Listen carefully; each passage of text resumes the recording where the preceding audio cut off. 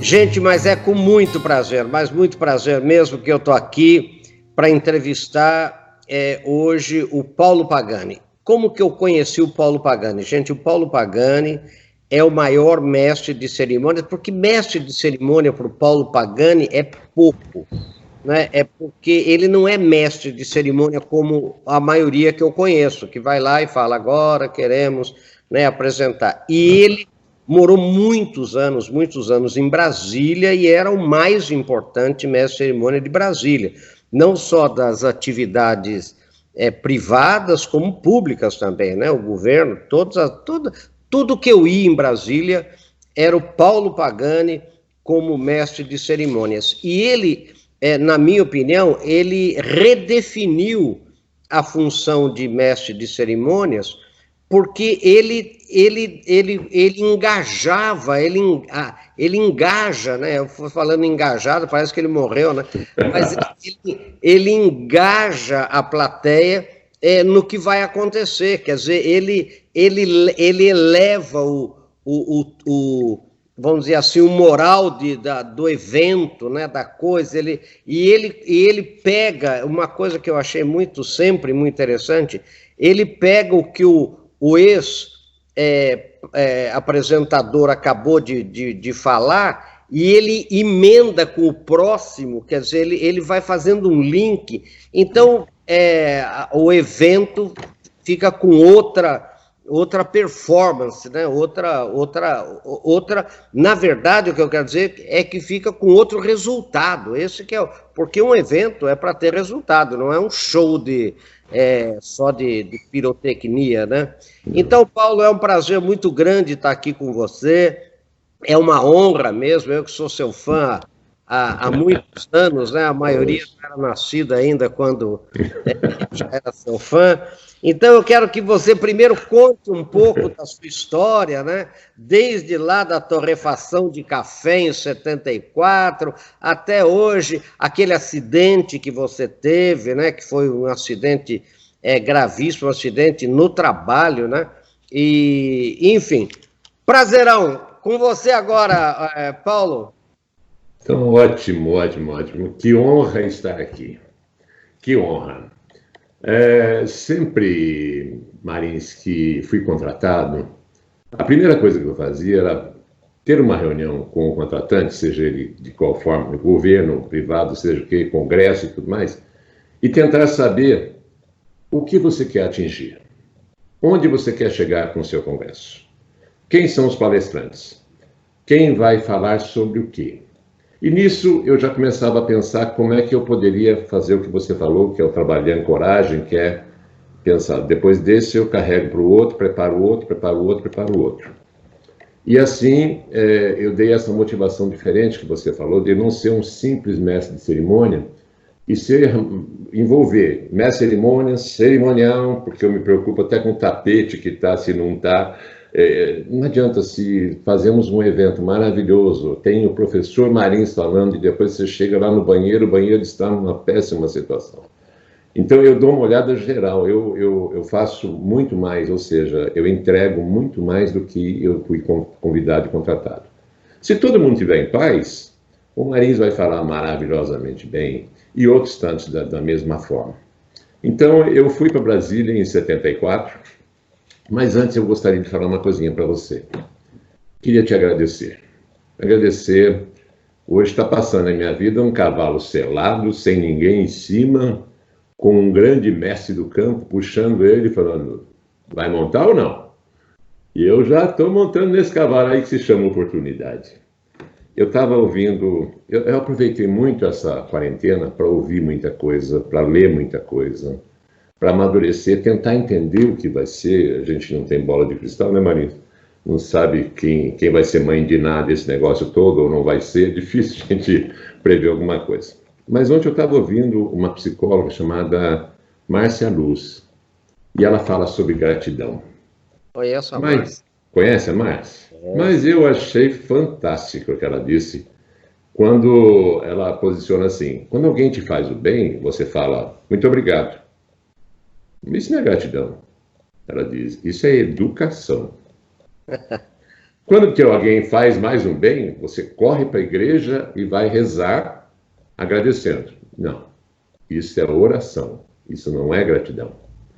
Quando você muda o foco, quando você passa a pensar nas oportunidades, nas coisas que aquele favor, aquele sentido que te deram, aquele empréstimo que fizeram de Deus para você, quando muda, aí você passa a valorizar a gratidão.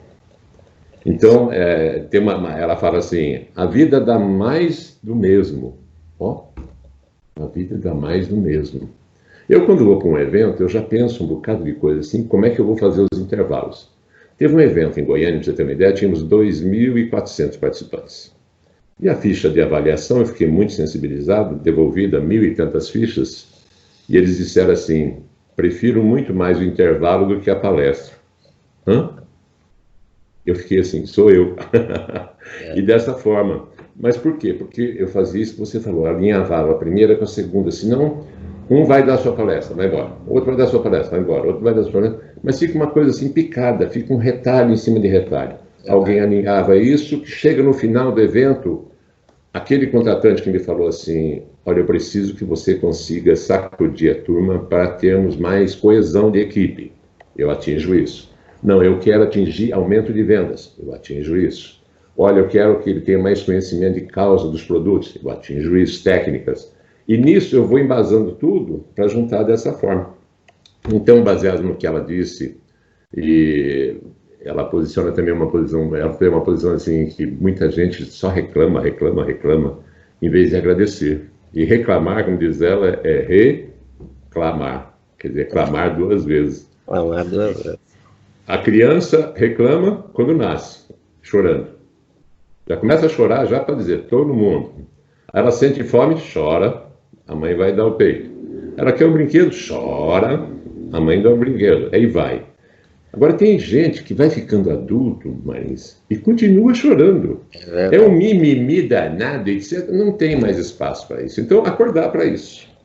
Muito bem. Então, com isso tudo, estou te dizendo, obrigado. Obrigado pela oportunidade e o prazer de estar aqui e receber palavras tão maravilhosas. Mas eu é que tenho que agradecer por você poder contar a sua história na minha entrevista, você ter aceitado ser meu entrevistado aqui.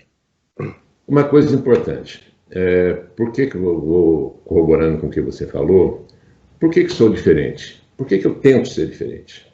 Bom, eu fui aproveitando tudo que aconteceu na minha vida. Eu fui industrial, fui comerciante, fui prestador de serviço, fui líder comunitário, presidente de Rotary, presidente de associação comercial, diretor do Senai, SESI, e daí para fora. Eu trabalhava com recuperação de jovens viciados em Brasília aos domingos, encontro de jovens, encontro de casais, o primeiro e único encontro do presidiário em Brasília. Eu tirei 40 presos da Papuda e levei para Casa do Cursilho. Foi uma confusão nessa cidade, que todo mundo achava que eles iam fugir. Eles achavam que estava cheio de gente lá fora para pegá-los, e no fim não tinha ninguém, portas abertas. Aliás, tinha um senhor cuidando de tudo que se chama Deus. Ele estava ali na porta, não tinha um policial, nada. Foram 3 dias de encontro com Deus, e eu tive a honra de, com Dom Damasceno e tudo mais, coordenar esse evento. Então, tudo isso vai amadurecendo. Se você não aproveitar isso tudo, Marins, e jogar na prática de um palco, meu Deus, para que você está nessa vida? Então foi assim que eu fui estando mestre de cerimônia, cerimonial e ancoragem, e tendo as minhas atividades. Nasci em Botucatu, somos 2 caipira também, mais um caipira na sua trajetória. Olha, eu só entrevisto caipira, viu? Olha, porta, carne, e vamos embora. Então, nasci em Botucatu, fiquei 19 anos aqui, e aí fui para Brasília, fui para casar. E aí, meu sogro falecido, Reinaldo Fortes, devo muito a ele, ficamos sócios de uma torrefação de café. Depois compramos uma fábrica de biscoito de polvilho, compramos uma fábrica de temperos e farináceo, que tem uma história linda para te contar. Depois uma fábrica... Acabou que eu saí da torrefação e aí eu comprei todas essas fábricas e fiquei sozinho nelas. E com isso eu também passei a trabalhar com representação e distribuição. Tinha 4 caminhões, 13 combis, uma série de coisas. E uma das primeiras empresas que eu peguei, vou dizer só aqui para você, foi a Visconti, de São Paulo. E eu lembro que eu levei, a primeira venda minha foi ovos de Páscoa. Falei, como é que eu vou invadir essa praça? Eu cheguei, a Lacta já tinha descarregado, aquelas gôndolas de 100 metros, só na gôndola. Metade Lacta, metade Nestlé. Era essa a história. Aí eu pedia, pelo amor de Deus, me dá uma chance. Aí todo mundo, Paulo, veja só, não vai vender. Lacta, você entendeu? Nestlé, eu falei, não, eu sei, mas me dá uma chance, por favor, e tal. Eu lembro que no maior supermercado de Brasília era um grande do Jumbo, ainda na época do Jumbo. Ele falou, olha, a única coisa que tem, termina a gôndola, tem a pilastra, tem 1 metro aí. Eu falei, 1 metro? 50 metros para lá, 50 metros, e eu 1 metro. Não tive dúvida. Fui numa marcenaria, peguei um caibo grande, fiz um pé para ele, fiz um pau de sebo. E ali foi feito o primeiro cacho de uva de ovos de Páscoa de Brasília. Olha. Eu vendi nesse metro quase 1000 caixas de ovos de Páscoa. Não. Porque eu mexi com o lúdico da criança, com aquele negócio de pegar na árvore. A partir daí foram dando espaço aí, essas barracas que você vê no supermercado na época, dessa forma. Então eu sempre dei um plus a mais, eu sempre pensei a mais. E para isso eu levo para o palco. Então quando eu vejo alguém espirrar no palco, eu aproveito aquele espirro. Se eu vejo uma lágrima, eu aproveito a lágrima. Eu endosso minha voz, ou então deixo ela mais forte, ou deixo ela mais potente, conforme a situação requer. Não, e tem, né, Paulo, interrompendo você um pouquinho, tem que mostrar para quem está ouvindo que eu não conheço nenhuma voz mais bonita que a do Paulo, né? Porque vai ter voz, a voz dele, só a voz dele já preenche o auditório inteiro, o teatro inteiro. Mas continue lá. Vamos lá. A gente brincava com a voz para ouvir e amar. E aí deixa correr, né? Tinha uma rádio em Brasília que eu fui convidado para fazer poesias, poemas e tudo mais. Brasília Super Rádio FM, que é consagradíssima em Brasília, né? Mas enfim, essa foi a trajetória que eu fui pegando, essas coisas práticas, que é uma coisa mais prática, Marins, do que uma sala de espera. É verdade. Ali você aprende, Marins. Aprende muito, Antropólogo fica horas em sala de espera só observando. Observando. Nossa, como a gente se divertia, quando a gente também ficava triste. A ansiedade. Uns até com depressão de não ter vendido, outros de ansiedade que vai fechar o pedido, que não vai. Aí quando você fica a tarde toda lá, o cara fala assim, volta amanhã cedo. Claro. Então o vendedor não pode ter problema em casa, não pode ter problema em nada. Então era isso. Então essas experiências todas foram me dando uma bagagem para a hora que eu chegava a ser contratado, por exemplo, no ramo atacadista. Fiz inúmeras convenções de atacadistas, mas eu sabia o que o atacado tem, porque eu tinha atacado, o que o atacado vai fazer, o que é uma entrega, o que é uma devolução, o que é um prejuízo e mais. E isso enfocava como mestre cerimonial, eu estava falando a linguagem deles, como um vendedor. Cheguei a carregar pasta entrando em eventos, e teve uma vez que eu fiz em Brasília um congresso de vendas, tinha 1.800 vendedores lá no Blue Tree. E eu pus a imagem de Nosso Senhor Jesus Cristo, ele aparecendo, vindo, e de repente eu fui de smoking, e pus ele de smoking também, foi transpassando assim, e a minha pasta ele pegou, foi uma montagem muito bem feita, ele sendo o maior vendedor do mundo, que vendia amor, paz, e solidariedade, e cortesia e tudo mais.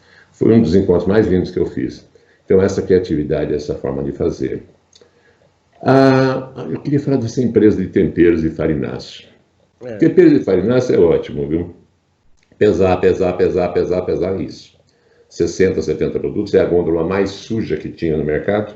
Fubá, farinha. Quando estoura um pacote desse, é um inferno. E eu era o quinto em Brasília. Eu tinha acabado de chegar, era o último lugar. Eu falei, eu preciso ganhar espaço. Aí eu percebi que eles não trabalhavam aos sábados.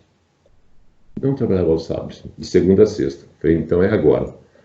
Peguei um caminhãozinho que eu tinha, 608, lotava de coisa e punha meus 4 promotores junto comigo na boleia, eu dirigindo, e sábado de manhã eu ia, porque a gôndola de farináceos estava suja. E ninguém limpa, ninguém gosta de mexer com pó, com isso aquilo. Aí eu limpava, deixava tudo e falava assim, posso completar? Posso. Pum.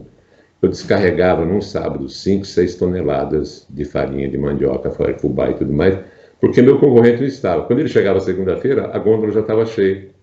Ele não vendia. Então, estratégia, visão e tudo mais. Então, foi isso. Mas um particular só, na hora que você quiser me interromper, pode ficar à vontade. Não, não, eu quero que você fale mesmo. Então, na fábrica de temperos de Farinas, teve uma campanha em Brasília promovida pelo comandante da Polícia Militar. Eu era presidente da Associação Comercial, etc, etc. Eu falei, então, eu sou o primeiro. Me mande, por favor, um deficiente visual. Um cego, vamos falar assim, claro. Ele falou, mas cego? Como você vai fazer? Você pode deixar comigo.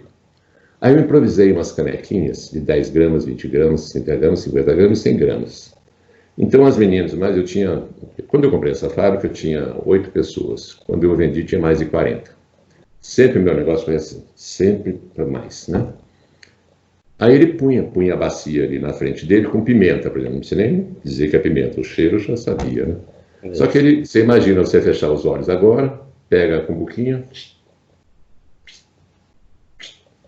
era os 50 gramas. Eu punha para ele, preciso de 1000 pacotes desses. Está aqui as embalagens, está aqui e tal. A produtividade desse menino era assim, enquanto os outros faziam 500 pacotes, ele fazia 1.200, 1.400. Nossa Senhora. Por quê? Por quê? Porque ele não via. Ele não via a moça bonita, ele não via aquele corpo bonito, ele não prestava atenção numa fofoca, nisso, aquilo, pá. Com 1 ano, eu percebi ele triste. Eu fui falar com ele. O nome dele era Carlos. Eu falei, Carlos, eu estou vendo você triste, cara. O que está acontecendo? Ah, seu Paulo, eu não enxergo nada aqui. Eu falei, não é aqui, pô. Você não enxerga nada na tua vida, pô. Não brinca, não. Não, mas às vezes a vida... deixa. Eu falei, então tá bom. Liguei para o comandante da Polícia Militar e falei assim, eu precisava de mais uma pessoa. Ele falou, quem você quer agora? Porque nós temos todos deficientes aqui, né? Era uma quantidade grande. Eu falei, eu queria uma cega. Aí fiz isso. Trouxe uma menina cega para trabalhar junto dele. Olha! Eu transformei a empresa num poço de alegria, de amor, que você não acredita. Ele se segurava e todo mundo queria segurar e tudo mais. 1 ano depois, eu nunca chorei tanto na vida. Aliás, eu chorei tanto na minha vida, tem coisas para falar. Eu recebi o convite de casamento. Eles saíram da empresa, eu recebi o convite de casamento, sendo que eu seria o único padrinho. Olha! Aquele corredor daquela igreja lotada, que ele frequentava, até eu chegar no altar, nossa, eu tremia mais que tudo. Eles sabiam que eu estava entrando por causa da música. Claro. Eu fui direto com eles no altar e falei assim, Carlos, estou aqui, hein? Aí ele falou assim, seu bobo, eu sei, eu te vi. Aí pôs a mão assim no coração, eu te vi. Então, foram coisas maravilhosas. Depois dei emprego para uma paraplégica, foi ótimo também lá. E depois para 6 surdos. Quando descobrimos um roubo de 6 caixas por dia de produtos, na terceira vez, peguei amarrado no corpo. Chamei o comandante da Polícia Militar, expliquei a situação e falei para ele assim, mais um aprendizado. Não, nós vamos levar agora. Eu falei, mas a culpa é do senhor. O comandante da Polícia Militar, a culpa é do senhor. A mulher dele fala, não, senhor Paulo, não fala nada não. Eu falei assim, é culpa porque vocês me ensinaram a amar mais ainda. Amanhã eu quero mais 6 surdo-mudos aqui. Olha. Que não é surdo-mudo, é só surdo, né? E no outro dia vieram mais 6. Então, mais um grande aprendizado. E isso eu levo para as palestras, para os eventos. Quer dizer, você tem substância, você tem uma situação muito legal de embasamento das coisas, não é isso? Não, é isso mesmo, Paulo. E outra coisa, né? Que coisa bonita. Você vê que você mais ganha, né? Quanto mais você serve, quanto mais você dá, quanto mais... Né? Quer dizer, não adianta. Porque uma das perguntas que mais me fazem como antropólogo por qual a razão do sucesso do Paulo Pagani? Qual a razão do sucesso de fulano de tal? Eu digo, olha... A razão é mais simples, sabe? Essas pessoas não pensam em si, elas querem fazer o outro feliz, elas têm o verdadeiro, porque, Paulo, tem 3 amores na filosofia, não sei se você se lembra disso. O primeiro amor é o amor de Platão, né? O amor de Platão, ele é eros, né? É o amor que amar é desejar ter, amar é desejar ter, né? Desejar possuir, desejar. Então ele é um amor incompleto, porque quando você conquista, o amor acaba. Se amar é desejar, você nunca pode conquistar. Por isso a gente fala do amor platônico. Né? É melhor o amor platônico, porque se eu for me casar com aquela mulher que eu tenho um amor platônico para ela, acabou o amor. Né? Que é por isso que ela, né? Depois tem o amor de Aristóteles, né? Filia. Filia, em Aristóteles, eu dava aula de antropologia filosófica, né? É um amor conformista, é um amor, você se conformar com aquilo que tem, é um amor conformista, então é um amor que não realiza totalmente o filia. E daí tem o amor cristão, você acredite ou não, se ele filho de Deus ou não, né? Sim. Mas qual é o amor de Cristo? Amar é fazer o outro feliz.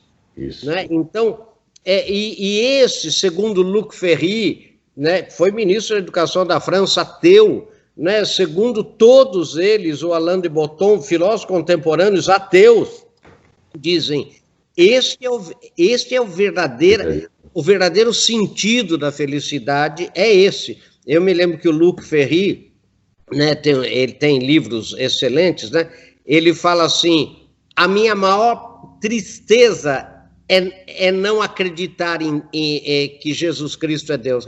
É a maior tristeza para mim, porque se eu acreditasse, eu seria o homem mais feliz do mundo. Olha que coisa, é gozado, né, ele falar isso. Né? E ele dizendo que... Porque, então você vê, você é mais feliz à medida que você faz alguém feliz. Isso é uma coisa empírica até, né? Você pode... Qualquer hora, e você não precisa aparecer, não. Toda vez que você vê que alguém foi feliz por uma ação sua, você se sente bem, né? Esse é o amor cristão, né? Que é o ágape, né? Que é essa que é a história. Então, eu vejo que o sucesso seu, por exemplo, sempre foi... Que nem você... Olha, essas pessoas que eu tenho entrevistado, né? Sim. Todas elas andam o quilômetro extra. Pode reparar, todas.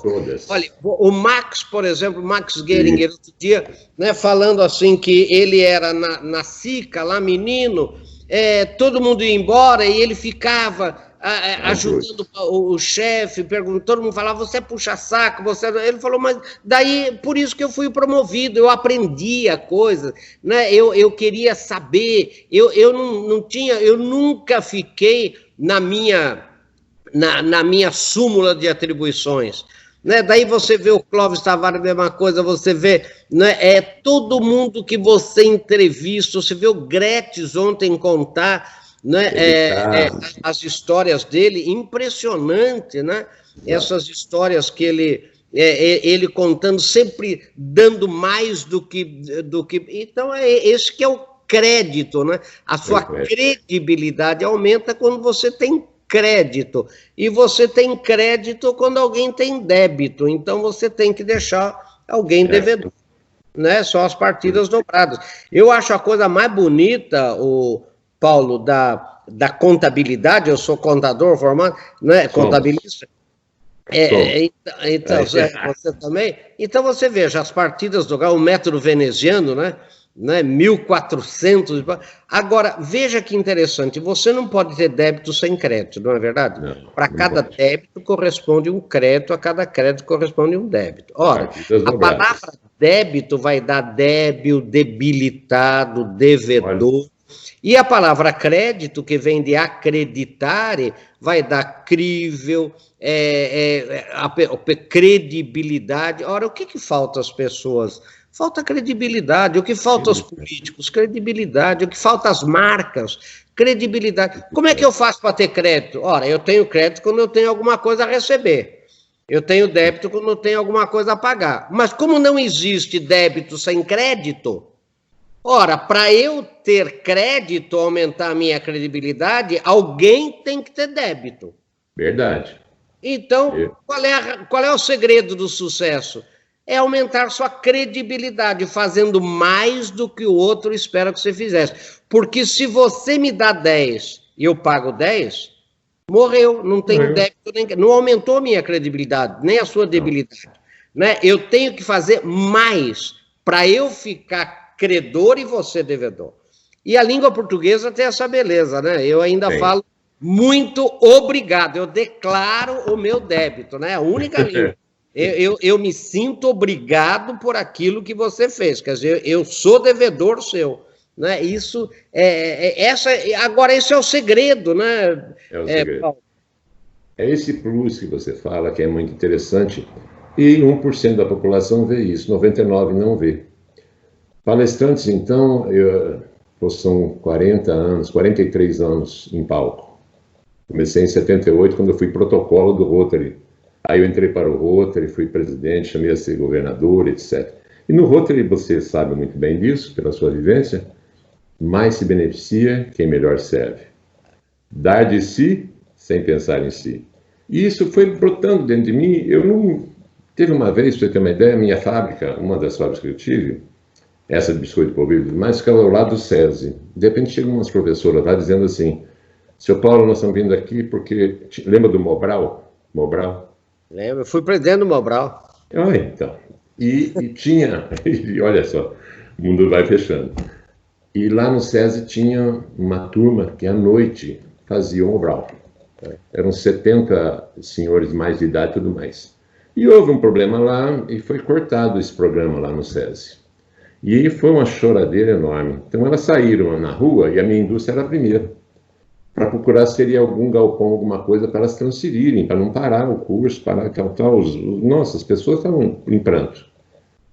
Eu falei, mas é aqui mesmo, não precisa nem procurar. Eu tinha o primeiro andar, que tinha onde eu tinha a fábrica de batata palha, que eu produzia 2 toneladas por dia. Então era batata que Nossa Senhora. Mas enfim.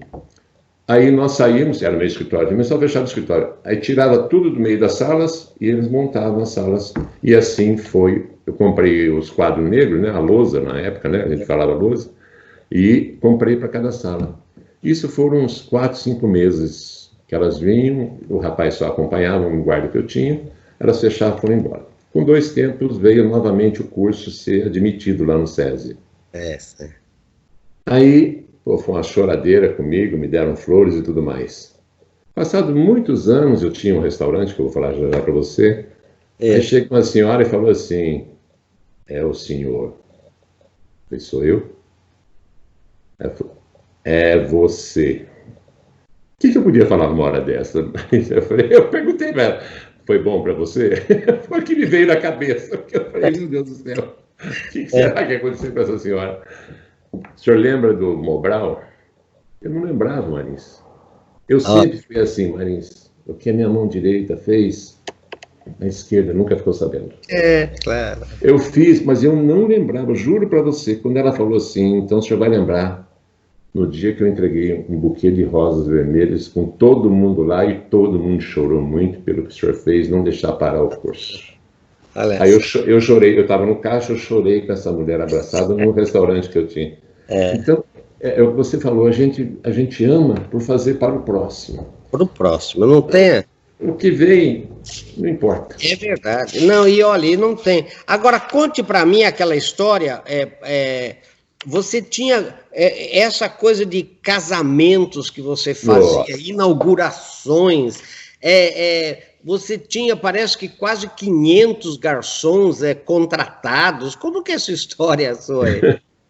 Aconteceu que eu resolvi montar, com minha ex-esposa Cristina Baluarte também, uma floricultura. E foi na época que tinha aquelas mensagens por telefone de aniversário e tal. Eu montei uma Kombi com 7.000 watts. Eu tinha duas baterias da Kombi. Era um terror a Kombi na cidade. E todo mundo falava assim, não venho. Todo mundo ficava com vergonha. Eu chegava na porta da pessoa, alô, tremia a casa da pessoa. 7.000 watts. Eram 2 baterias de avião para dar sustentação. E aquilo nós fomos fazendo. Comecei com 2 funcionárias, terminamos com 68 moças atendendo e fazendo, acreditar. Dia das Mães a gente fazia 15, 20 mil mensagens, Dia das Mães. A gente chorava muito junto com as mães, porque mãe e tal. Já Dia dos Pais não, viu? Dia dos Pais era 2.000, 2.500. Os pais não dá muito resultado. Pai não... E nessa floricultura ficava em frente à igreja São José, em Taguatinga. E teve um dia que eu vi uma noiva chorando na porta, porque o rapaz que ia dar o buquê não foi levar. E eu saí assim, quando eu vi aquele corre, corre. Eu perguntei, o que aconteceu? Eu falei, não, o rapaz que ia dar o buquê não chegou. E tome marcha nupcial. E reprisa marcha nupcial. Foi aí que eu entrei no segmento. Falei, quer saber? Corremos em 5 mãos, fizemos o buquê assim, em menos de 2 minutos. E tome mais marcha nupcial. Aí dei na mão dela um buquê de rosas vermelhas. O rapaz veio pagar. Eu falei, não, que isso? Vamos para a festa. Não cobrei o buquê. Isso eu fiz várias vezes. Quando chegava lá, o rapaz, o primo do irmão que mora atrás da churrascaria, do lado da borracharia, que não sei o quê, que vinha numa Brasília, que a Brasília quebrou e não trouxe o buquê. Buquê para noiva é a segurança dela, né? Assim, porque... Fiz muito isso. Aí eu pensando assim, bom, não vou deixar mais isso. Aí disso eu montei o buffet, porque aí eu fui cerimonial. Aí eu via cada barbaridade em cozinha, eu falei, meu Deus do céu, se o pessoal vê esse pessoal trabalhando desse jeito, não come. Aí eu resolvi montar o buffet, aí do buffet eu já fiz cursos em Olambra aqui, tinha conta em Olambra, comprava aqui nos leilões de flores, e assim fui indo. Eu sei que quando eu terminei a empresa, 22 anos de empresa, fiz centenas de casamentos. Num sábado eu fiz 6 casamentos completos. Igreja, salão, eu usei os 427 garçons que eu tinha. Olha. 8 maîtres, 28 chefes de cozinha e auxiliares. Eu tinha 8 equipes de DJ, tinha 6 de fotografia, 4 de filmagem, eu tinha tudo. Isso. E quem fazia o contrato comigo, fechado. Eu sempre fazia o contrato fechado. A pessoa vinha, em 4 horas eu montava o casamento dela, ela ia embora, falei, volta daqui um mês antes do casamento. Quanto eu tenho que pagar? Falei, nada. Eu não cobrava nada. Eu vou só registrar na minha agenda. 22 anos foi assim. Eu seguia a cabeça do meu pai, o Eduardão, grande, já fez a passagem, grande minha homenagem a ele. Vale o fio do bigode. É verdade. E se ela não me pagasse 3 dias antes do casamento, também não tinha casamento, eu não fazia. Então eu estava tranquilo. Eu nunca levei um prejuízo. Nunca. É verdade, claro. O dinheiro que você ia me dar, daqui o casamento seu vai ser daqui a 1 ano. O dinheiro que você vai me dar, guarda numa poupança. Vai promovendo isso. Ia me dar 1.000 por mês? Guarda. Quando fizer 1 mês do casamento, você vem e você vai me dar 10%. E 3 dias antes você vai me pagar todo, em dinheiro. E assim foi. Eu fazia 3 reuniões, era o casamento dela. Porque o problema de Brasília era, a minha expertise foi essa, falta de tempo. Você conhece Brasília, para ir e vir é 100 quilômetros. Então ninguém tinha tempo. Eu falei, vou embarcar nessa, eu tenho tempo, que ele não tem. E puf, e nisso me deu uma visão de vida, de tudo. É um sonho, né? Tanto que a minha empresa passou a se chamar Empório dos Sonhos. Empório dos Sonhos. Então, isso eu não podia errar. E isso fez uma qualidade minha como mestre de cerimônia. Você não pode errar. Imagina você errar numa bodas de ouro. Nossa. Aí você fala assim, olha, desculpa, eu errei. Na próxima bodas dele, com 100 anos, não vai ter ninguém nessa família, pô. Você não pode errar. Festas de 15 anos, então, aí envolvia a voz. Porque as meninas queriam descer a escada, mas ouvindo essa voz que Deus me deu e tal, e tal. E isso foi assim, teve gente que mudou o dia de festa por causa da minha voz. Então, para você ter uma ideia, Paulo, meu pai, quando fez Bodas de Ouro, ele era muito amigo de um fotógrafo muito bom, famoso, porque meu pai era fotógrafo. Meu pai tinha laboratório de fotografia em casa, fotógrafo amador, ele era professor, né? Ele tinha uma escola com mais de 3 mil alunos, que hoje em Sorocaba é o Objetivo. Bom, só para você ter uma ideia, então, mas ele era aficionado. Todas as fotografias antigas de Sorocaba são tiradas por ele. Ele fundou o Instituto Histórico, aquela coisa. E na Bodas de Ouro, então ele tinha uma paixão por fotografia. Na Bodas de Ouro, ele ia com esse fotógrafo bom, famoso amigo dele, falou, não, o Luizito ele chamava, né? Não, Luizito, eu faço as fotografias, pelo amor de Deus, maior prazer. Daí apareceu um sobrinho de uma tia, atrás da borracharia. Eu estou começando agora, o senhor deixa eu fazer, mas eu queria exclusividade, ficou aquela coisa. Bom, ele não tinha filme nas máquinas, queimou tudo, não tem fotografia das Bodas de Ouro do meu pai. Ele queria matar o... Imagino. Rapaz, não tem... E lembra, naquele tempo, sabe aquelas fotografias pequenininhas, aquelas maquininhas? O que tem é que eu tirei duas... outro tirou uma, porque era aqueles filmes de 24 poses, lembra? Sim. E maquininha muito ruim, imagine. Ninguém tinha uma Canon, uma Leica, sei lá, a não ser os profissionais, né? E, rapaz, pois foi a bodas de ouro dele sem foto. Ele até morrer, ele ficou desesperado. Então, eu sei bem o que é isso. Agora, eu posso contar uma outra do meu pai também? Pode, seu pai é bem-vindo. Lá, meu pai e minha mãe. Na bodas de ouro dele, nós, filhos, falamos, ó, pai, vamos dar festa, né? Pode convidar, só diga para nós quantas pessoas vai convidar, não é? E ele punha assim, e na lista que ele pôs, ele era muito ligado à igreja, ele era comendador pontifício, né, pelo Pio XII, Pro Ecclesia de Pontifice, aquela comenda mais famosa do Vaticano, e ele, então, na lista, deu lá 200 pessoas, só que a gente não reparou que entre as 200, tinha um lá que era Coral Santa Cecília, coral. O outro era associação. Gente, daí, Paulo, você não acredita, nós fizemos... para 200 pessoas, já começou a chegar gente. O buffet falou assim, teve uma hora o buffet falou assim, acabou a comida, acabou tudo, não tem nada. Paulo, olha, quem acredita em milagre, você não acredita. Era numa chácara, né? Numa coisa meio aberta, que era a casa da minha irmã, que tinha um quintalzão grande. Bom, para você ter uma ideia, a hora que o buffet falou acabou a comida, nós já fizemos de tudo e não dá mais. Para você ter uma ideia, começou uma tempestade, acabou a força, acabou a eletricidade, acabou aquilo, deu uma virada no vento, aquilo acabou a força e não voltava. Daí eu me lembro que nós, os filhos, aproveitavam e falavam, gente, é melhor ir embora porque vai ficar feia a coisa aqui. Ligamos lá na live, não vai voltar tão cedo a eletricidade, mas você acredita, você vê o que é. Então, até hoje, a minha família brinca assim, quantos convidados vêm? Falava, só 2, a Estrada de Ferro Sorocabana e a escola Antônio Padilha. Quer dizer, então, e essas coisas acontecem, como é que você faz, né? Chega na hora... A não ser que tenha lá um homem para fazer um milagre das bodas de Caná, senão, olha. Você sabe que eu tive um casamento que eu falava sempre, o maior problema de vocês que vão convidar é a lista de convidados. Você vai convidar o tio Zé, é tio Zé e família ou é tio Zé? Que isso vai dar um problema depois para vocês. E teve um casamento, estou dando um nome assim, hipotético.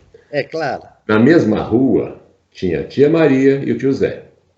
O convite para a tia Maria foi querida tia Maria e família.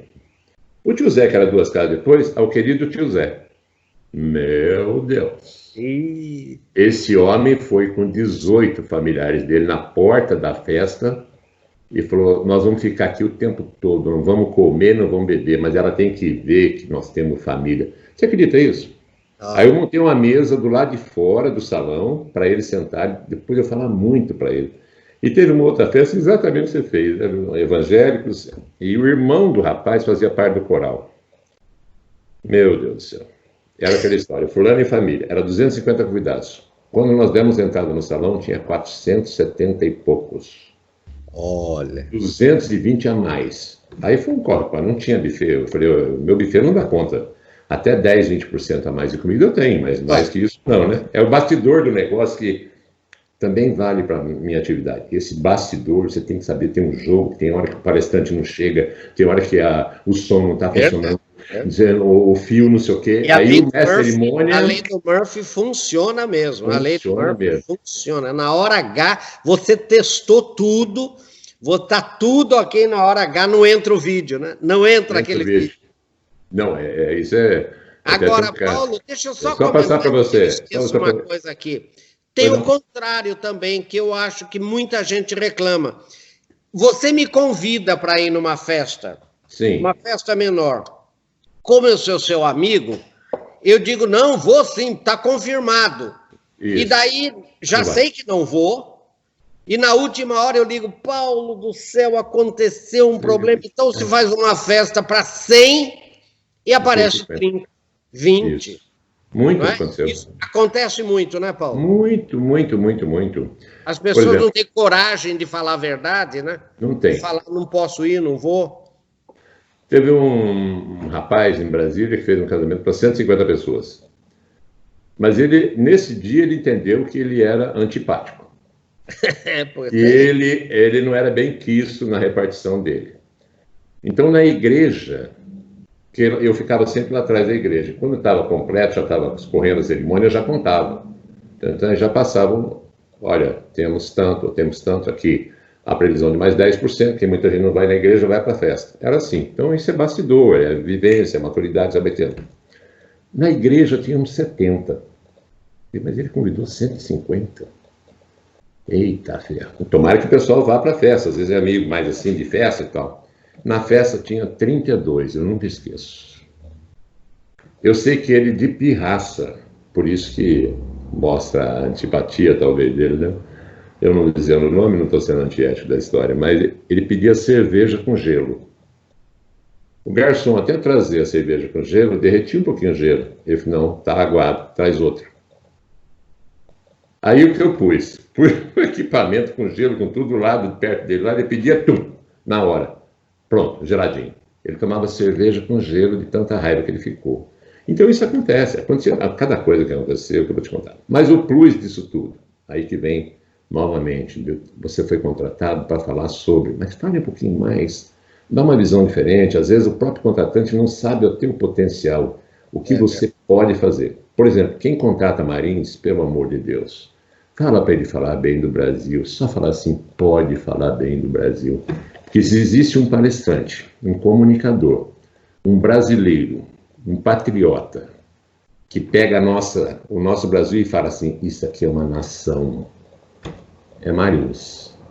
Como ele envaidece as atividades. Você tem os dados, tem tudo, mas... Os dados são fortes, né? Fortes, mas precisa alguém para carregar essa bandeira. E precisa alguém que entre no palco sabendo que ali vai ter gente opositora ou não, e mexer às vezes, fica isso. Você nunca teve isso. Quantas vezes eu te apresentei e você rasga o verbo e chama todo mundo da responsabilidade. Ei, Brasil somos nós que fazemos, não é presidente, governador, ninguém. Não, somos nós que fazemos. Bom, uma coisa para você. O plus que eu fazia mais, eu fechava o contato comigo, só dizer isso rapidinho, noivos não comem na festa. É um corre, quando vê, acabou a festa.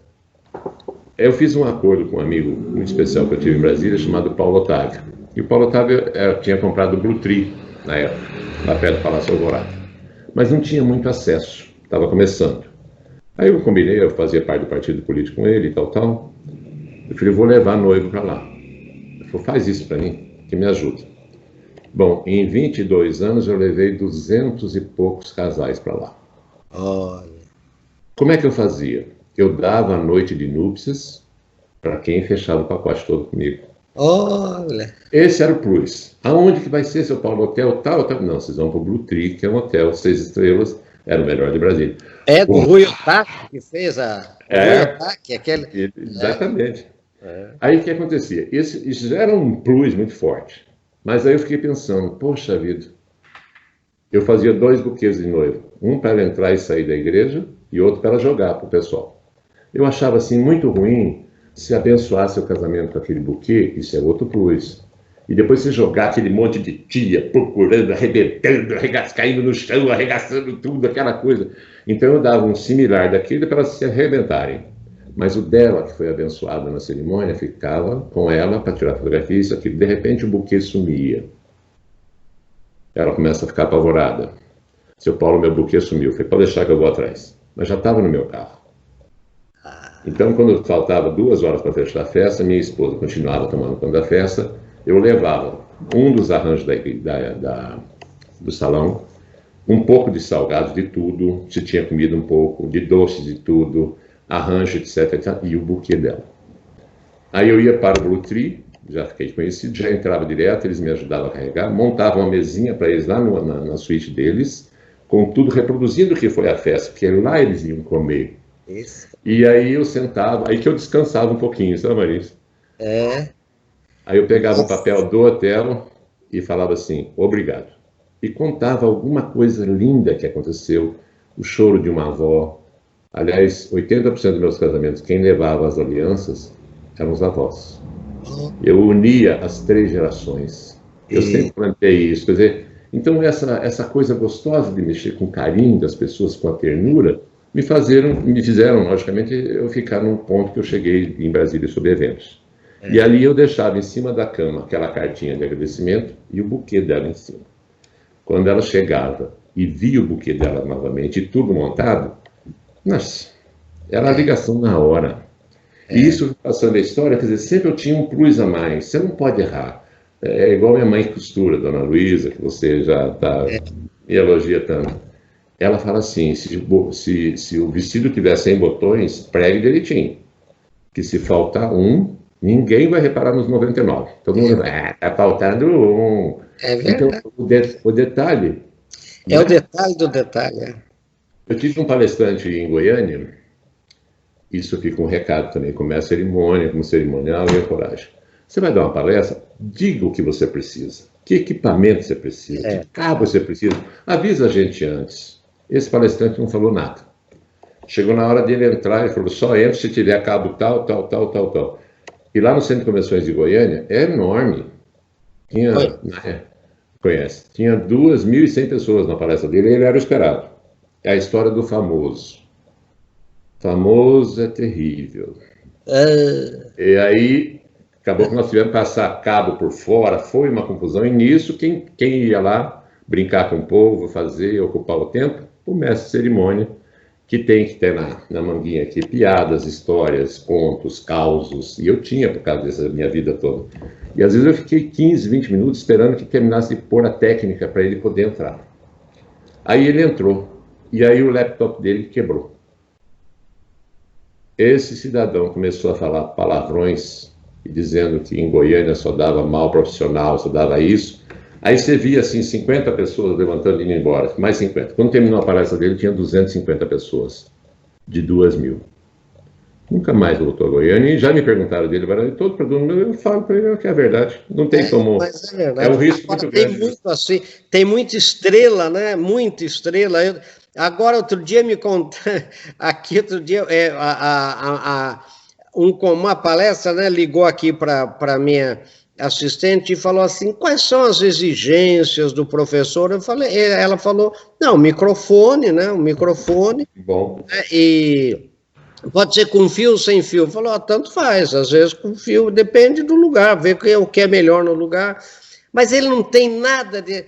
Não, assim, motorista, não, como e tem que buscar no aeroporto, não, às vezes ele prefere tomar o táxi, porque chega lá, às vezes o avião atrasa, então pega ele no hotel, é mais fácil, né, só dizer qual é o hotel, etc. Daí elas mandaram para a minha secretária, riscaram o nome, então eu posso falar porque eu não sei quem é, de 2 ou 3 contratos. Eu não acreditei, 5 toalhas brancas, não sei o que, no camarim, uma massagista, não sei o que, o motorista, só pode tirar 6 fotografias, só 6, meia dúzia. Um carro tem que ser modelo tal e o motorista não pode dirigir a palavra a ele. Eu falei, mas você não acredita.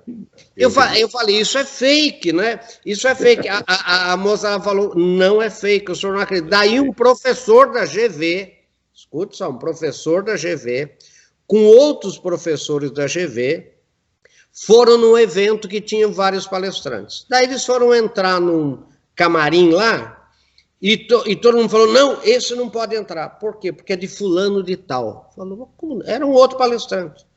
Como do fulano de tal? Não, ele exigiu um camarim só para ele, e está aqui a relação do que ele pediu no camarim, Ah, daí eles contando para mim. Ah, não, nós rompemos lá dentro. Rompemos, abrimos a porta, aquilo tudo lá, nós tudo num camarim e ele num camarim separado, um professor também, quer dizer, daí todo mundo foi lá, começou a comer, ele saiu do camarim e ameaçou não fazer a palestra. Tá No evento. Daí ele falou, nós, professores, começamos a vaiar ele, falando, parece idiota, parece tonto.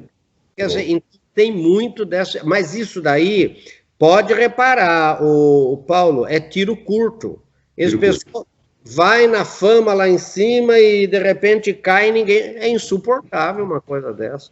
Esse caso que eu contei, em Brasília, umas 8 entidades e empresas me perguntaram, podemos contratar fulano? Não. Porque seu evento vai acabar. Não adianta. Não vai falar mesmo, mas o meu risco é porque eu estaria de novo na frente. Você é comprometido com o sucesso do evento. Com sucesso, porque eu estava preparando o briefing dele todo desde o início. E teve um palestrante, por exemplo, que falou assim, só entro se o mestre de cerimônia vier colocar o microfone sem fio em mim. Aquele de lapela, de coisa. Aí eu falei, não, o rapaz já vai colocar em você. Não, é você que vai colocar. Eu falei, então você não vai entrar. Eu fui lá, senhoras e senhores, com o senhor, fulano, e saí pelo outro lado. Se ele não entra, ele estava... Mas que absurdo ele fazer questão de que eu fosse lá e me mostrasse pondo nele. É umas vaidades, umas coisas assim. Umas coisas fora de tempo, né? O tempo disso... Fora de tempo. Fora de tempo. Agora, Paulo, conte para mim, foi numa dessas coisas que você teve aquele acidente grave, né? Eu me lembro que eu fiquei... Quando eu soube, eu falei, não é possível. Como é que foi? Conta essa história, porque ela é de essa é de superação mesmo. Não é aquele que fala que tropeçou na rua e faz uma palestra de superação. Foi um evento de 15 anos que nós tivemos, uma diretora de uma grande escola em Brasília, e aí eu sempre chegava, fazia tudo, né? Eu desenhava até os arranjos, fazia tudo, enfim. Aí cheguei... Teve um problema do clube com ela, eles não gostavam muito, sei lá o quê, e o presidente do clube no dia anterior mandou quebrar a frente do clube todinho, chovendo. Eu falei, como é que as mulheres vão passar aqui, só? O sapato vai entrar na terra. E eu tinha um tapete enorme que precisava de 8 homens para carregar, aqueles com manivela dentro do carro que você ia fazendo, todo mundo puxando. E eu sempre fui de pegar na cabeça do negócio mesmo e fazer. E eu fui puxando de costa. Quando, de repente... Eu pisei numa tabuinha, que nessa desmancha do salão lá, tinha um buraco, eles colocaram uma tabuinha de 3 milímetros, 4 milímetros. Ia cair um convidado de alguém. A sorte, entre aspas, fui eu. Quando eu pisei, eu fui embora. 9 metros. 9 metros? É um buraco de 90 centímetros quadrados, que eu caí certinho. Estaria tudo bem se lá embaixo não tivesse aquele monte de vergalhão preparado para subir a coluna, que hoje é a coluna central do clube. O pé esquerdo caiu direitinho, o direito caiu em cima do vergalhão todinho, foi entrando, o pé saiu do... Enfim, foram 21 horas de cirurgia. Fui tirado por cima pelo corpo bombeiro. Foi uma loucura. Quanta dor. Bom, costuraram tudo, fizeram tudo, Marisa. Estou vendo pela sua cara que você está sofrendo comigo, seu rosto está dizendo isso. Mas você tem cartilagens no pé que não costura, só com corticoides. Eu fiquei 6 meses de cama por cada pancada, mexeu com minha estrutura toda, só mexia a cabeça. E minha esposa fazendo os eventos, fazia. Eu montava tudo, escrevendo para ela assim, tal, e ela foi fazendo tudo por 6 meses. Com tanto corticoide que eu tomei, eu pesava 101 quilos, 1,93 m, lindo, maravilhoso, e estava bem. Olha, deixa eu contar, ele é enorme, viu, gente? Perto de mim, eu abraço a perna do Paulo Pagani. Essa enorme foi ótimo. Minha família vai me cobrar isso. E aí, moral, eu fui de 101 quilos em 6 meses para 203 quilos. Nossa, 200. Olha... O gordo, não adianta falar, é obeso, ele está acima do peso. Não, o gordo. Virei gordo. Sabe o que é você entrar no avião? Quando eu tinha que fazer viagem, eu viajava muito, parei com tudo, mas eu viajava. Quando eu viajava, eu entrava por último, para ver se sobrava 2 lugares para eu sentar no meio. Eu subia o negócio, porque eu não cabia numa só. Sim, de segurança, eu já levava até um pouco de fita, porque punha aquele adensador, não dava, eu tinha que pôr mais um tempo para amarrar aquele... Não, gordo é o seguinte, dizem na vida da gente que toda atitude sua depende do primeiro passo. Deu o primeiro passo, vai em frente. Gordo é assim, mano. Dá o primeiro passo, aí vai rolando de lado, uma perna vai roçando na outra, você não para mais. Vai. Gordo anda assim. Bom, enfim. Aí eu fiz tudo que a regime não passou, eu fiz a bariátrica, Dr. Orlando, fantástico em Brasília, e já perdi quase 70 quilos dessa história. Perdi, eu deixei, eu escondi, cada um fala do jeito que você vai achar. Isso aqui. Eu não estou procurando, não estou. Mas voltei até vida depois da bariátrica, porque o resto eu fiz de tudo para, vamos dizer assim, poder salvar, sabe? Uma das coisas da bariátrica que me deu, eu sempre doei sangue. De 3 em 3 meses eu doava sangue. Sempre. Era 6 meses, mas ia com 3. Então isso caracteriza a sua maturidade também sobre pensamento de vida, das coisas muito além. E uma das coisas que eu fui proibido, por ser bariátrico, era de doar sangue. Então isso me deixou triste por eu não ajudar, mas foram dezenas e dezenas de vezes isso, sabe? Aí essa foi uma superação muito forte, foi uma coisa que roupas foram embora, foi tudo embora, a autoestima da gente, eu mandava mensagem para o meu cérebro para poder eu ficar vivo, de ter vontade de viver, porque você em 6 meses ganhar 102 quilos, dobrar, foi uma coisa assim de louco, sabe? Bom, eu tive uma outra situação também de superação, mas foi muito bonita, para deixar mais alegre o nosso bom papo. Eu resolvi prestar uma homenagem para minha mãe em Brasília. E ela... Meu pai sempre foi político. A mãe do Paulo é uma grande costureira, hein, gente? Uma grande costureira. E ela tem uma situação, ela não tem uma vista e a outra vista ela só enxerga 60%. Agora ela enxerga mais que todos nós, lê de tudo. Chega na sala, ela olha tudo, ela fala assim, aquele vaso está torto, aquele não sei o que, sabe o que é? Isso tudo que você está vendo aqui atrás foi ela que bordou. E tem mais de 80 quadros, a tecelagem dela é fantástica. E meu pai sempre foi político, foi vereador, 28 anos, etc, Zordão, Pagani, famoso.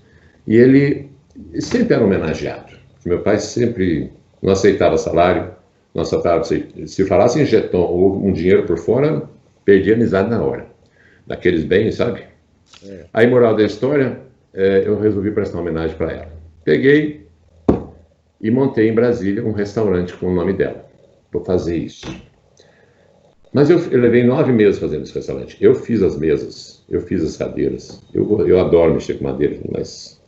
E eram 250 lugares, não é um restaurante pequeno. Mas eu falei assim, poxa vida, mas se a pessoa vem aqui e não for jantar, não for almoçar, quiser um lanche, vamos pôr a hamburgueria junto. Mas se não quer um hambúrguer, então vamos pôr a pamonharia junto. Resumindo, eu tinha 9 atividades. Padaria, pizzaria, self-service, caldos. Era uma dessas padarias de São Paulo, só que lá em Brasília.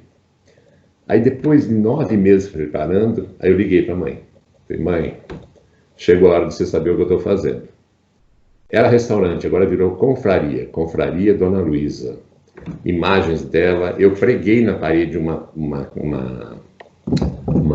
máquina de costura das antigas, parecida com a dela, e a história dela nas paredes. Foi um negócio lindo demais. Então eu queria que você viesse morar comigo uns 3 meses aqui, mãe, porque eu já montei aqui, vai ter uma poltrona na entrada, todo mundo vai querer você, tá, uma história, folclore da coisa. Aí ela falou assim, ai filho, eu tenho meu grupo de oração aqui. As meninas de 88 anos, as meninas, né?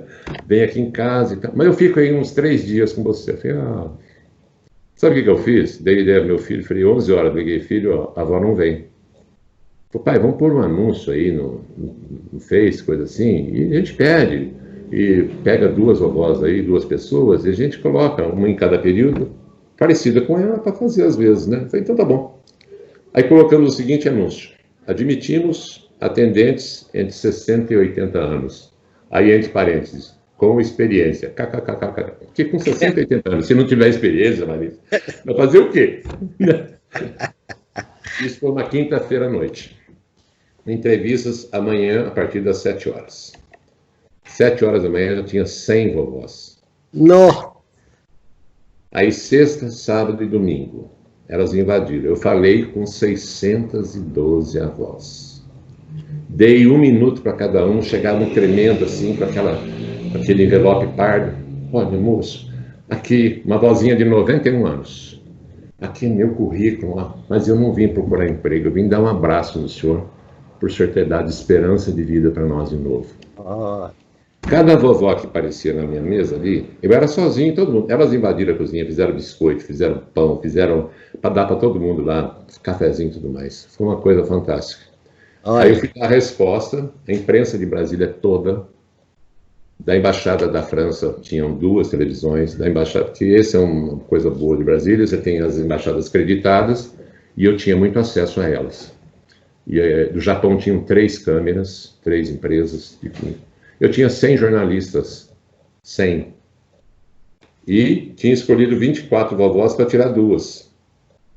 Aí foi aquela coisa. Quando eu anunciei as 2 que realmente pareciam com a minha mãe, eu olhei as 22 chorando. Ai, ai, ai. E eu ia contratar, Marins, mais 24 rapazes. Eu já tinha 24, o restaurante todo era 48. Aí eu fiquei olhando, falei, gente, para de chorar.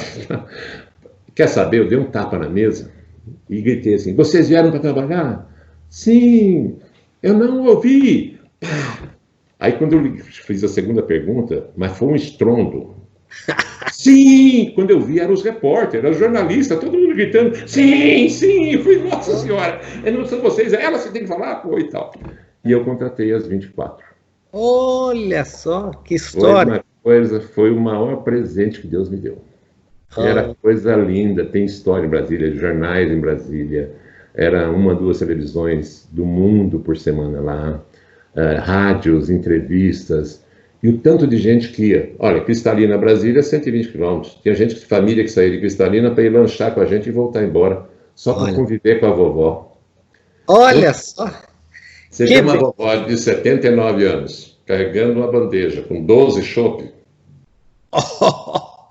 Aí eu vi assim, ela vindo, ela se sacudindo, eu falei, nossa, vai cair tudo que ele tem. Ela precisava se equilibrar a bandeja, equilibrar os copos. Quando de repente eu via, essa é a beleza humana, isso aqui me invadiu e me fez esse cara tão apaixonado por tudo que faço e levo isso pro palco. O palco para mim é tudo na minha vida. Os caras levantando da mesa, não, vovó, não. Iam lá, pegavam a bandeja, davam o braço para ela e traziam para a mesa. Eu chorava assim a toda hora. Então essa foi a última atividade que eu tive em Brasília. Aí minha mãezinha teve um AVC e eu acabei largando tudo lá, fechei tudo e vim embora para cuidar dela aqui. Já estou 2 anos e meio aqui. E hoje a gente joga baralho toda noite e ela ganha. Esse é o problema. Ela ganha. Essa é a história maravilhosa. Confraria Dona Luísa. 24 vovós, 60. Aliás, dei emprego para as vovós, para os vovôs. É tudo de bom, eles têm uma percepção diferente. Eles valorizam o emprego, eles dão o plus.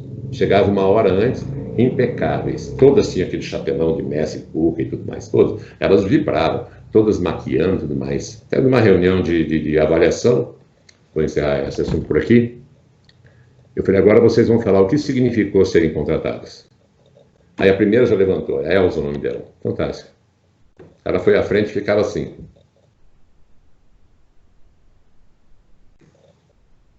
Não falava nada, Marins. Eu falei assim, eu entendi. Vocês entenderam?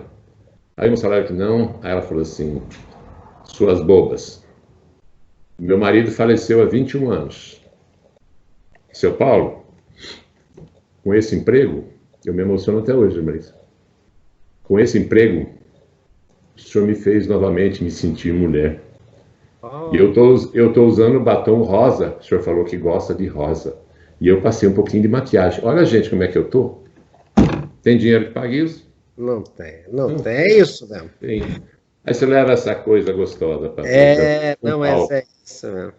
Então, Paulo Pagani, olha, nós estamos aqui há mais de 1 hora e eu queria, primeiro agradecer você essas histórias todas e eu queria que você vai me mandar, vou pedir que você me mande todos os seus contatos para eu colocar junto aqui tanto aqui para a gente colocar aqui no chat, para você colocar no chat né? E para a gente divulgar também os seus contatos, para que, Delícia. mesmo aí na região de Botucatu, né, que é tão perto de Sorocaba, tão perto de tudo, né? Uma região perto de Bauru, de Marília, de tudo aí, né? Você poder continuar essa atividade sua, porque é de um valor que, olha, eu que conheço, não encontro, nunca mais encontrei ninguém com essa sua capacidade, essa sua doação, essa sua... Então, eu quero agradecer muito você, mas muito mesmo, né, pela oportunidade de você ser meu entrevistado, ter acedido a esse convite, e eu queria dar para você aí os últimos minutos para você dizer alguma coisa para os nossos aqui que estão ao vivo conosco nessa live aqui. Eu vou devolver isso para você. E eu quero dizer que eu estou emocionado. E a gente, quando fala com a alma, com o coração, a gente vê a vida diferente. Levar a vida simples, esse é meu recado. Aqui a gente faz isso. Já teve dia que ficou aqui eu e minha mãe rachando de rir, comendo um arrozinho quente, feito na hora, ovinho frito em cima e um azeitinho. Nossa. Então, simples, não precisa mais que isso, né? Então, meu grande amigo Marins, eu sempre, uma coisa que eu caracterizei, quando o Marins entrava para dar palestra, o público já estava aceso, porque o que eu falava do Marins antes dele entrar, aqueles 10 minutos que o palestrante perde, todos perdem para aquecer o público, eu já deixava. O Gretz mesmo falava que teve um dia que eu elogiei, levantei tanta bola, o pessoal gritava tanto demais, que ele olhava assim e falava assim, quem que é o palestrante que ele está chamando? Era ele. Ele mesmo falou, essa história ele conta. Mas eu recebi do Zé do Egito, que você lembra dele, ele foi presidente da ABAD. Nós temos um grupo de oração, são 90 e poucas pessoas, lá de Fortaleza, vai até o PENAC, faz parte também do nosso grupo. Grande PENAC. Grande PENAC, ficamos juntos lá. E ele me mandou um vídeo de um cara fantástico, que é o Braulio Lessa, que é o poeta, e ele pegou uma música de Flávio Leandro, que se chama Chuva de Honestidade. E ele fez um poema que eu quero dedicar a você. Você representa, para mim, chuva de honestidade. Imagina. Honestidade que não é só de pegar ou não pegar, é honestidade dos atos, da vivência, da valorização das pessoas, da família. Isso é ser honesto do nosso país, da nossa nação. A forma como você fala tranquilo, porque você tem conhecimento de causa, mas não só por isso, que você põe dentro de você essa bandeira do entusiasmo, da força. Você está sempre feliz com os outros. Isso é ser honesto demais. E esse poema fala assim. Tomara que eu consiga dar o enfoque que você precisa. Chuva de honestidade. Sobre honestidade. Na lavoura dessa vida, desde cedo eu pelejei. Recordo cada semente que na terra eu sepultei. E tive que aprender que eu só podia colher da árvore que eu plantei. Aprendi que muito cedo cabra já é testado, pois sempre tem dois caminhos, frente e frente, lado a lado, atrás a atrás, e a gente tem que escolher a estrada e percorrer e o caminho a ser trilhado. Não sou culto nem letrado, vermelho falo vermelho, caminho de pés no chão e nunca achei isso feio, nunca achei feio. Feio é quem não aprendeu a cuidar do que é seu para cobiçar o alheio. Já vi muita família passando por precisão, 5, 7, até 10 filhos numa seca do sertão, no meio da desigualdade, vencendo a dificuldade. E nenhum, Marins, virar ladrão. Todo dia eu peço saúde para trabalhar, que me dê sabedoria e coragem para lutar. E que eu percebo, sim, que venha até a mim aquilo que eu for buscar, somente. Que eu não sinta inveja da riqueza de ninguém. Esse é você, Marins. E se um dia eu enricar, que eu não esqueça também que, granfino da ralé, o cabra é o que é e não aquilo que tem. É você, Marins. Aquilo que... É você, Marins. Aquilo que tem valor, dinheiro não vai comprar. Sentimentos, atitudes, histórias para se contar, todo o resto é passageiro e no dia derradeiro ninguém consegue levar. Será mesmo, meu povo? Será mesmo que compensa ter barco, moto, carrão, ter conforto, segurança, morando numa mansão, mas quando olhar no espelho da tua vida, dar de cara com um ladrão? Não compensa. E olhando para o espelho, refletindo a consciência, que é essa que você tem, Marisa, é que a gente descobre, sem precisar de ciência, com toda a simplicidade, que é você, Marins, que dispensa um carro para te buscar e vem de táxi e não se incomoda se vai ter sala VIP ou não. Com toda a simplicidade, caráter e honestidade, vem de dentro da sua essência, Marins. E é justo essa essência que mostra a nossa beleza, seja o cabra rico, pobre, plebeu da realeza, ter na conta honestidade. É nossa maior riqueza. Sinta-se Esse é o homenageado. Paulo Pagani, gente. Que é meu plus a você. O Paulo Pagani comandando, né, um evento seu, quer dizer, você imagina a riqueza que é, quer dizer, esse é o Paulo que eu conheço, né, e ele esse coração, só tem uma coisa maior que ele, é o coração dele, né? Ele é o coração ambulante. Tá bom, gente. Paulo, muito obrigado pela sua aqui. Um abraço covidal para você, né? Agora tem que dar abraços covidais, né? E passado a Sorocaba. Muito obrigado mesmo. E eu quero agradecer a vocês aí, que tem mania de televisão, telespectador, vocês que estão aí assistindo. Deixem aí o seu comentário, deixem aí tanto aqui o comentário embaixo aqui do vídeo, como do lado, né, no chat, que nós temos o maior prazer em responder para vocês. E eu queria fazer também uma surpresa para vocês. As pessoas que deixarem o contato aí, né, com o nome e o contato, nós vamos sortear 5 delas para oferecer cursos à distância para nós aqui, né, é nosso, sem custo nenhum, e acesso à nossa plataforma de vídeos também. Então, deixem aí seu nome, contato, né? E o Paulo e eu, com o maior prazer, vamos responder qualquer pergunta que tenham. E não se esqueçam de entrar em contato, de conhecer mais, de entrar em contato com o Paulo Pagani, porque você vai ver o que é um evento.